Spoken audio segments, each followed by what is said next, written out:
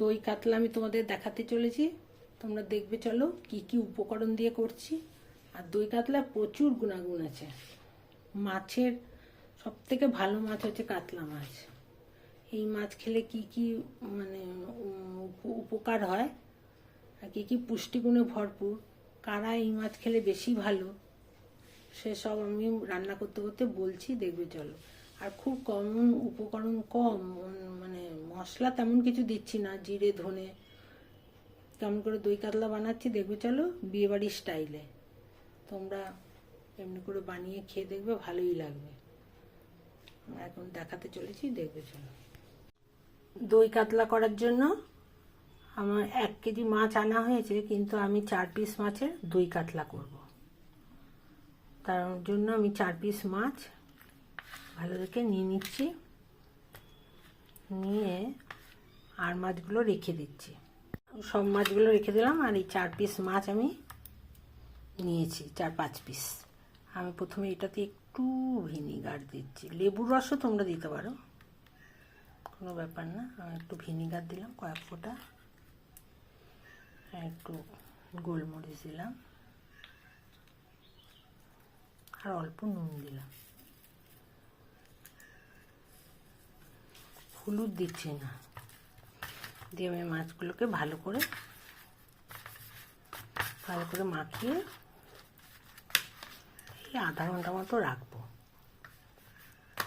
ততক্ষণ আমি তোমাদেরকে দেখিয়ে দেবো আর কি কি নিচ্ছি দই কাতলা করার জন্য। ম্যারিনেট করে ভালো করে নিয়ে মাছগুলোকে রেখে দিচ্ছি। ভিনিগার দিলে মানে গন্ধ আর লাগবে না।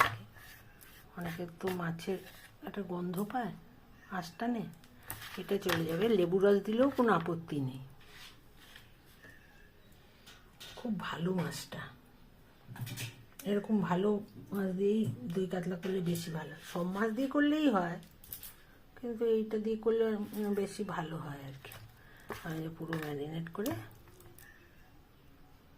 আমি রেখে দিলাম।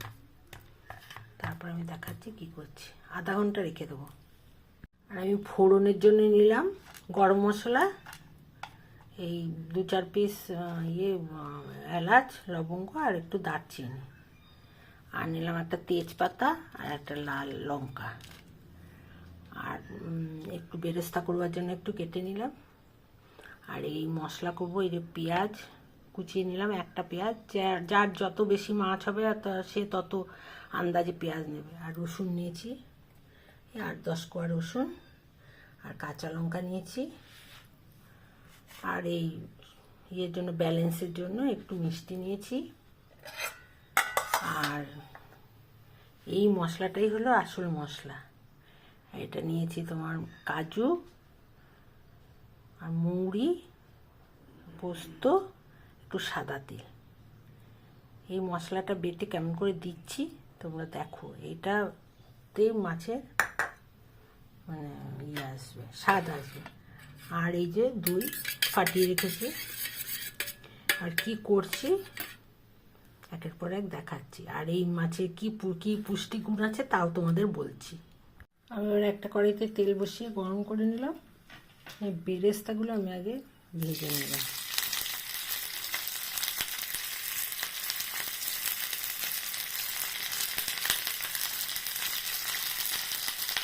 তার সাথে একটু নুন দিয়ে দিলাম।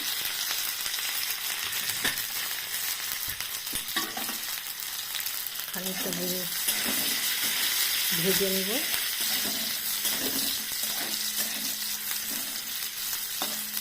ভাজতে ভাজতে তোমাদেরকে একটা পুষ্টি গুণের কথা বলছি।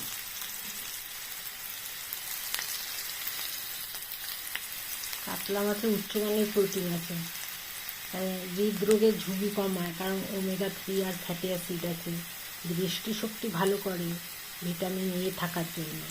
মস্তিষ্কের কর্মক্ষমতা খুব বৃদ্ধি করে। তারপরে হাড় দাঁত মজবুত করে, ক্যালসিয়াম ফসফরাস থাকে বলে। রক্ত স্বল্পতা দূর করে, আয়রন থাকে বলে। হজম শক্তির উন্নতি করে।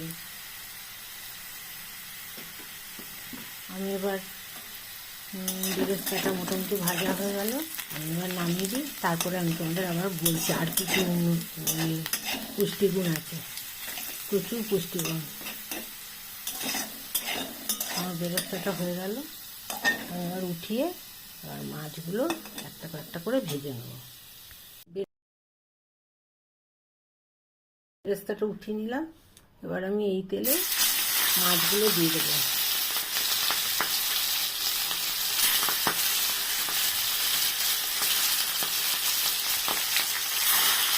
মাছগুলো খুব ভাজবো না, মানে একটু লাল লাল করে উঠিয়ে দেবো।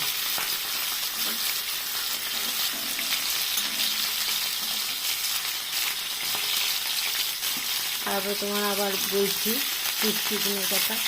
তারপরে ত্বক উজ্জ্বল করে, মসৃণ করে, রোগ প্রতিরোধ ক্ষমতা বাড়ায়, তারপরে ক্লান্তি দূর করে, শক্তি যোগায়, পটাশিয়াম থাকে। আর 100 গ্রাম কাতলা মাছে 2.5 গ্রাম ফ্যাট থাকে, কিন্তু এটা খুবই কম। যেমন তোমার মানে তার মধ্যে তো কিছুটাই ফ্যাটি অ্যাসিড ওমেগা 3 থাকে।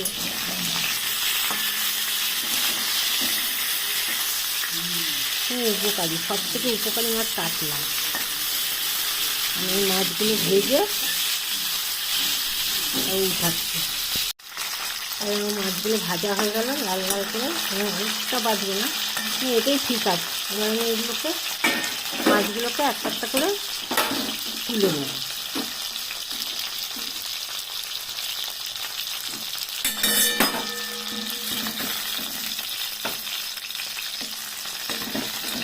বেশি ভাজলে শক্ত শক্ত হয়ে যাবে। তারপর আমি আর 2 পিস আছে, ওই 2 পিস ভেজে নিলে আমার মাছ ভাজা কমপ্লিট হয়ে যাবে। তারপরে আমি এই মাছটা ভাজতে ভাজতে আমি একটু মশলাটা বেটে নিই, যে মশলাগুলো দেবো। আমি প্রথমে একটু মৌরিটা বেটে নিচ্ছি, এটাই হচ্ছে আসল টেস্ট। জিরে ধনে এগুলো দিচ্ছি না, আমি অল্প মশলা দিয়েই এটা করার চেষ্টা করছি। হাতে বাটার টেস্টই আলাদা, মিক্সিতেও বাটা যায়, কিন্তু এটাকে অল্প একটু বেটে নিয়ে তারপরে এগুলো সব একপাশ সাথে দিয়ে দিচ্ছি, তিল, পোস্ত আর কাজু। এগুলো সব প্লেন করে বেটে নিতে হবে।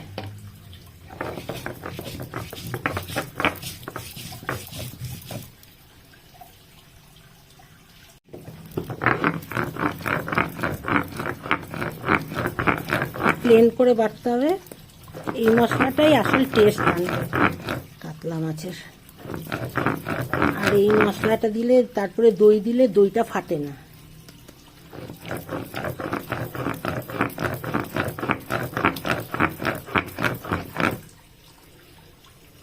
প্লেন করে বাটা হয়ে গেল, আমি এরপরে পেঁয়াজ, রসুন, আদাটাও বেটে নেব।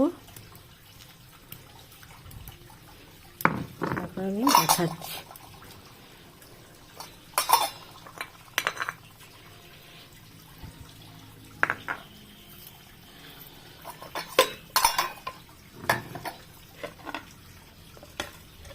পেঁয়াজগুলো আমি এবার বেটে নেব, তাহলে রসুন আদা সব বেটে নেব একের পর এক। আমার এই আদা লঙ্কা রসুন বাটা হয়ে গেল, এগুলো সব বাটা হয়ে গেল। আমি এবার তোমাদের দেখাচ্ছি কি করে করব। এই মাছ 2 পিসও আমার ভাজা হয়ে গেল, আমার সব মাছ ভাজা হয়ে গেল। এবার আমার মশলাটাও হয়ে গেছে। এবার আমি এক এক করে মশলা দিই। আগে ফোড়নে আমি কি দেব, এইটুকু মাত্র তেল রইল, আর একটু তেল দিয়ে দিই অল্প, কারণ ফোড়নটা বেশি তেল দেবো না। একটা লঙ্কা দিয়ে দিলাম,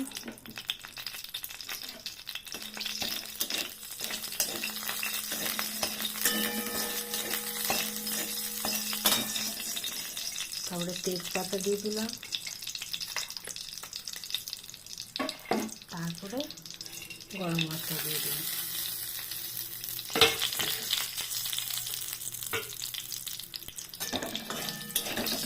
একটু যতক্ষণ না একটু গন্ধ বেরোবে ততক্ষণ আমি একটু বেশি করে নাড়ব।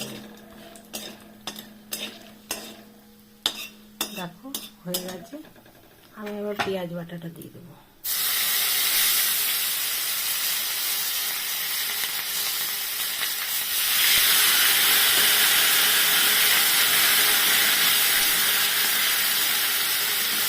একটু নুন দিয়ে দিলে সব ছাড়ানিটা চলে যাবে।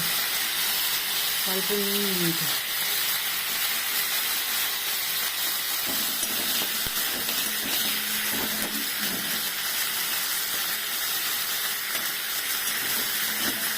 হলুদের ব্যবহার করব না,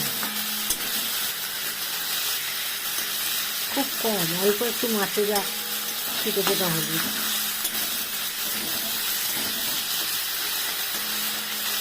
তাহলে রঙটা খুব ভালো হয়।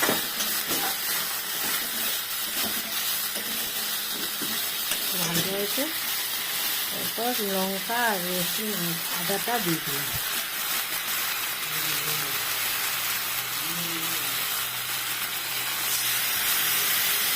আমি ধুয়ে দিয়ে দিলাম, বাটি ধুয়ে। একটু মশলা নষ্ট হলো না।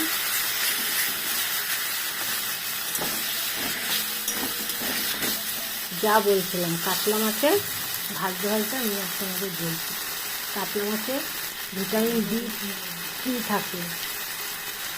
তারপর হচ্ছে যে নানা রকমের আমরা যা মাছ খাই আর কি, তার মধ্যে কাতলা মাছ হচ্ছে শ্রেষ্ঠ।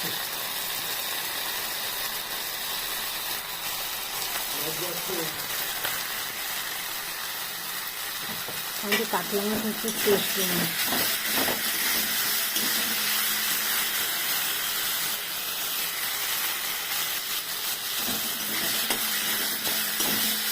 এটা ভাজা হয়ে গেল। দেখো মশলাটা পুরো ভাজা হয়ে গেল,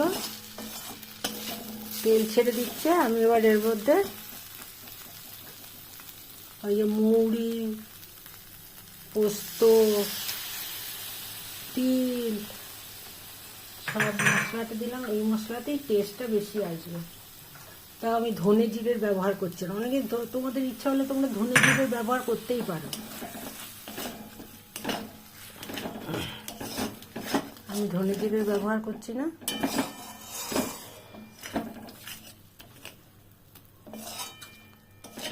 এটা আবার খানিকটু ভাজবো।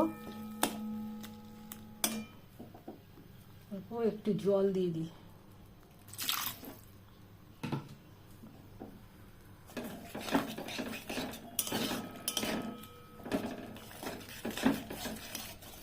সব মশলা দেওয়া হয়ে গেল।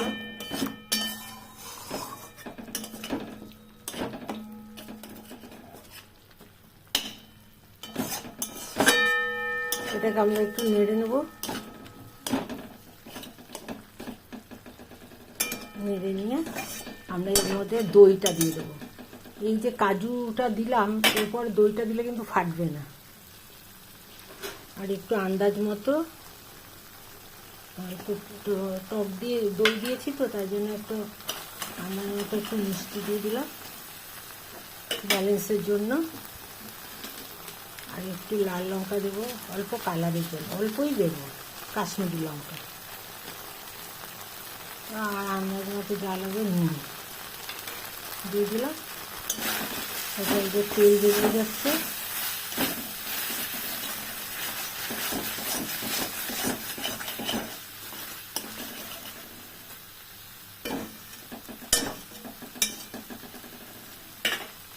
এই যে তেল বেরিয়ে যাচ্ছে, আমি এবার এটা হয়ে গেছে ভাজা। আমি এবার দইটা দিয়ে দেবো।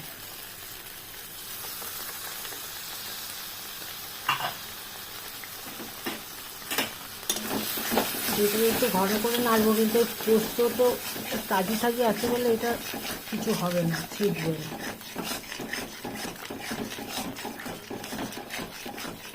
নাহলে কাজু নাট যদি থাকে তাহলে একটু আটা বা একটু কিছু দিয়ে দিলে দই কাটে না। এবার আমি জল দিয়ে দেবো।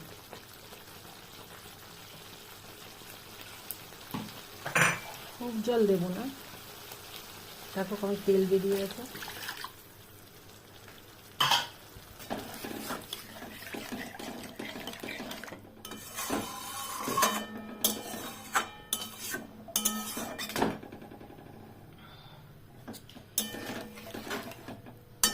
ফুটে উঠলেই আমি কাতলা মাছগুলো ছেড়ে দেবো।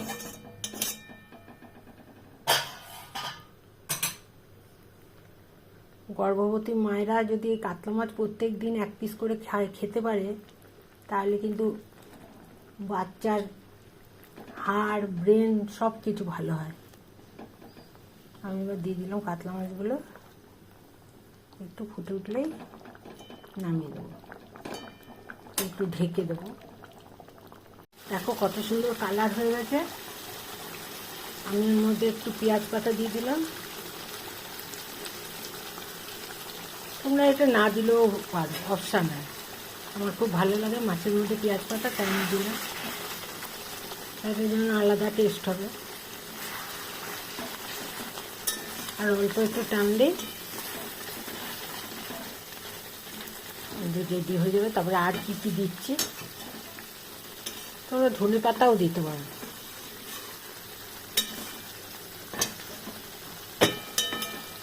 দেখতে কত সুন্দর হয়েছে। প্রায় হয়ে গেল, আমি বেরেস্তাটাও দিয়ে দিচ্ছি।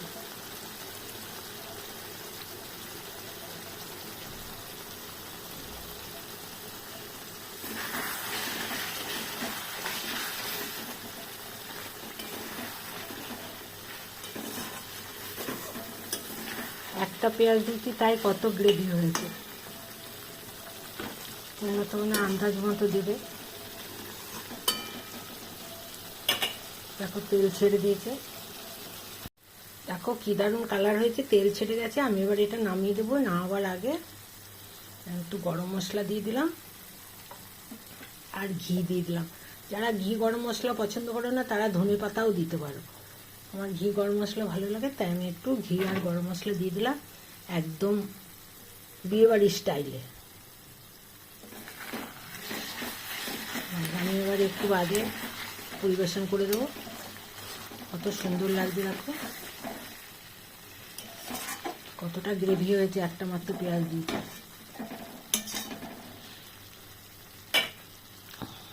আমি এবার স্ট্যান্ডিং টাইমে দিয়ে বন্ধ করে দিচ্ছি গ্যাস। এবার স্ট্যান্ডিং টাইমে দিচ্ছি, তারপরে পরিবেশন করে দেখাবো। দেখো পরিবেশন করে নিলাম, দেখতে কত লোভনীয় হয়েছে। এটা দিয়ে ভাত, পরোটা, রুটি সব কিছুই খাওয়া যায়। এই গ্রেভিটা এত টেস্টি, তোমরা একবার এমনি করে দেখো। কোনো জিরে ধনে আদা ছাড়াই, এটা আদা দিয়েছি, জিরে ধনে ছাড়াই। এটা কত ভাল লাগবে। আর কাতলা মাছে তো অনেক গুণ আছে, বললাম, শুনেছ, দইয়েরও গুণ আছে। এমনি করে রান্না করে খেয়ে দেখবে কেমন লাগছে। অনেকেই করে, এটা খুব কমন রান্না, এটা কোনো নতুন রান্না নয়। তোমরা করে খেয়েও আর দেখো, বলো কেমন হয়েছে। বাই, আজকের মতো আমার এই শেষ হয়ে গেল কাতলা মাছ রান্না।